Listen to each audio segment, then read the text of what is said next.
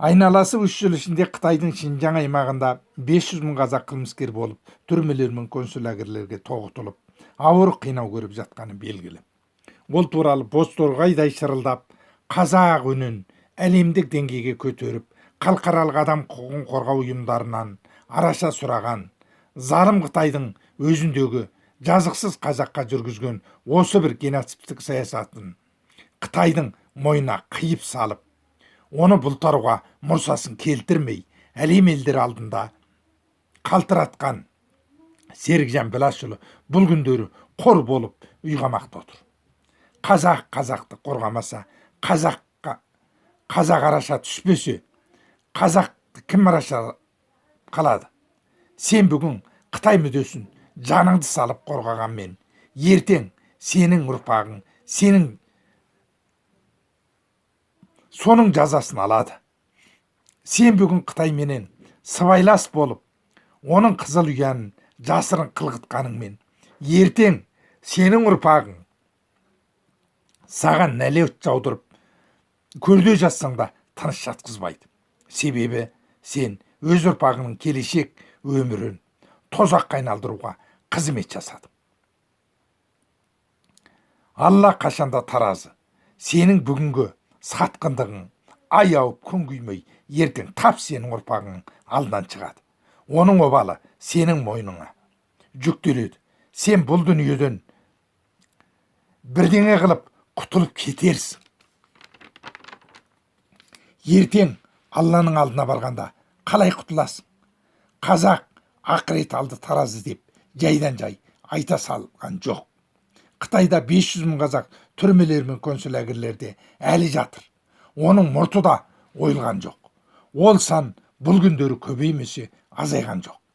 Бір қазақ бүгін босағанмен, ертең екі қазақ орнын басып жатыр.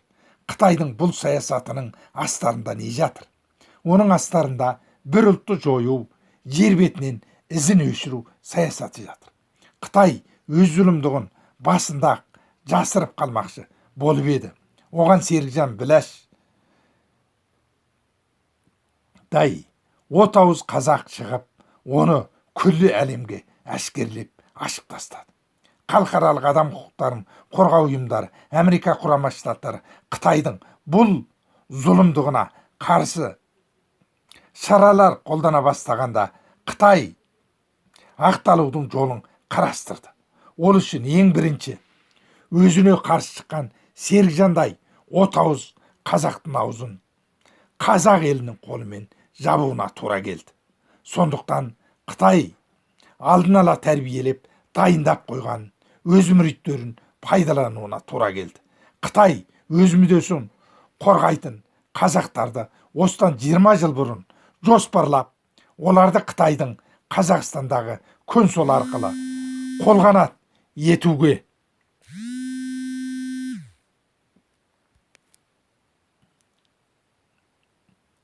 дайындалған. Қытайдың басына ауыр күн туғанда өздері тәрбиелеген Қазақстандағы қолбалаларының аузыменен бір жалған ақпарат таратып, сол арқылы өздеріне шығар жол іздейтін болған. Бір кезде қазақ қоғамы Қытайдың қазақтарды жаппай ұстап түрмелеуіне қарсы шыққан кезде, осындағы өзінің адал қолбаласы Дүлкен Маусымханның аузыменен Қытай қазағы шетінен террорс. Оның айқын дәлелі Қытай қазақтары Қазақстанды транзит етіп, Сүриядағы соғысқа қатынасқан. Сондықтан Қытай сақтық шараларын қолға алып, өзіндегі террорс, экстремист терменен күресуді қолға алған дегізіп, Қытай қазағын жаппай ұстап жазалауының себебін сатқын Дүлкен Маусымханның аузыменен ойдан жалған пакты құратып, айтқызып, Қытай қылмысын бүркемелеген. Ал қазір батыстың адам құқықтарын қорғау ұйымдары, Еуропарламент, Еуроодақ, Америка құрама штаттары Қытайдағы қаптаған түрмелерменен концлагерлерді тексеруін күшейткен кезде, Қытай Бізде ондай консул-әгір деген жоқ деп жалтарды. Ақыры халықаралық ұйымдар Қытайдың жалған сөйлеп отырғанын біліп, оны анықтамай қоймайтынына көзі жеткен Қытай тағы Қазақстандағы өз тәрбиелеген тағы бір итаршысының аузыменен тағы бір жалған фактіні айтқызып, халықаралық ұйымдардың назарын басқа жаққа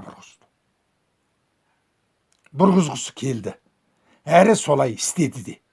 Біздегі Қытай тану институтын құрып, Қытайға астыртын қызмет атқарып жүрген Қыдырәлі Ораз Қытайда түрмелер мен консул-әгірлерден 90% қазақ босап шықты деп жалған ақпарат таратты. Қыдырәлі Ораз осы жалған ақпаратты айтып аузын жиғанша Қытайдың Қазақстандағы бас елшісі Чи Жансо Қытайда қазақтарға қысым жасалып жатқан жоқ деп өзіне сұрау қойған журналистке сес көрсетті. Қыдырәлі Оразұлы баяғыда атажұрттан бөлініп, өз есегін өзі айдап кеткенмен атажұрт деген қоғамдық бірлестік атына жармасып, таласып жүргенін көріп, бұл Қыдырәліге не болған? Өз құрған қоғамдық ұйымға басқа бір ат қоя салса болмай ма? Неге атажұртқа жабысып жүр екен десек, оның астарында үлкен гәп жатыр екен. Қытайдың қазаққа жүргізген зұлым саясатын Серижан Біләш жетекшілік еткен атажұрт еріктілері халықаралық қоғамға әшкерелеген. Ал бүгін атажұрт деген атты жамылып Қытайды Қыдырәлі Ораз ақтады. Сөйтіп, әлем қауымдастығы Қыдырәлі емес, атажұрт айтса сенеді деген мақсатпен Қытайда 90% қазақ түрмелер мен консул-әгірлерден босатылды деп Қытайға көз салып отырған әлем қауымдастығын алжастырды. Қыдырәлі Ораз, сен қандай қазақсың? Саған Қытайдағы 3 миллион қазақтың тағдыры ойыншық па? Ертең шындық салтанат құрған кезде қалай жалтарасың? Қытай қылмысын жасырған осы еңбегің үшін Қытай билігі жағынан аса үлкен марапат аларсың. Бірақ сені қазақ халқы енді аямайды. Осыны есіңде мақтап сақтап ал. Құрметпен жазушы Құнанбай Байженұлы. Менің WhatsApp телефоным 8747 287 4006.